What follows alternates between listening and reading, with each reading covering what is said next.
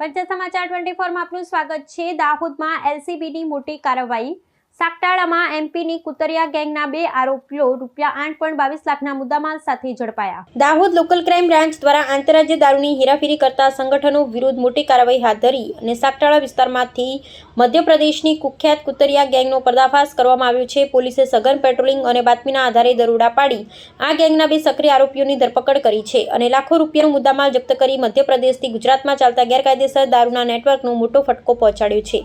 પોલીસની આ સઘન કાર્યવાહી દરમિયાન નમલિયા સિમલિયા ટોકરિયા ભીલાલા અને હેમંતસિંહ મથુરિયા ભીલાલા તોમર નામના 2 આરોપીઓને ઝડપી પાડવામાં આવ્યા છે। દરોડા દરમિયાન ઘટના સ્થળેથી વિદેશી દારૂ બિયરના ટીન મળીને કુલ 8184 બોટલો, ગુનામાં વપરાયેલી 17 મોટરસાઇકલો તેમજ 2 મોબાઈલ ફોન સહિત કુલ ₹8.22 લાખનો માતબર મુદ્દામાલ જપ્ત કરવામાં આવ્યો છે। આટલી મોટી સંખ્યામાં મોટરસાઇકલો અને દારૂનો જથ્થો દર્શાવે છે કે આ ગેંગ સુનિયોજિત રીતે બુટલેગિંગની પ્રવૃત્તિઓ ચલાવી રહી હતી। આ સમગ્ર સફળ ઓપરેશન નાયબ પોલીસ મહાનિરીક્ષક વિધિ ચૌધરી અને દાહોદ જિલ્લા પોલીસ વડા એસપી રવિરાજસિંહ જાડેજાના સીધા માર્ગદર્શન હેઠળ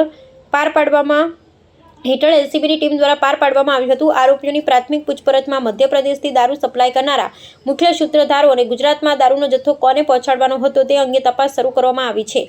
આગામી સમયમાં પોલીસ દ્વારા આ આંતરરાજ્ય નેટવર્કના અન્ય ફરાર આરોપીઓને ઝડપી પાડવા માટે ઝીણવટભરી તપાસ હાથ ધરવામાં આવી રહી છે।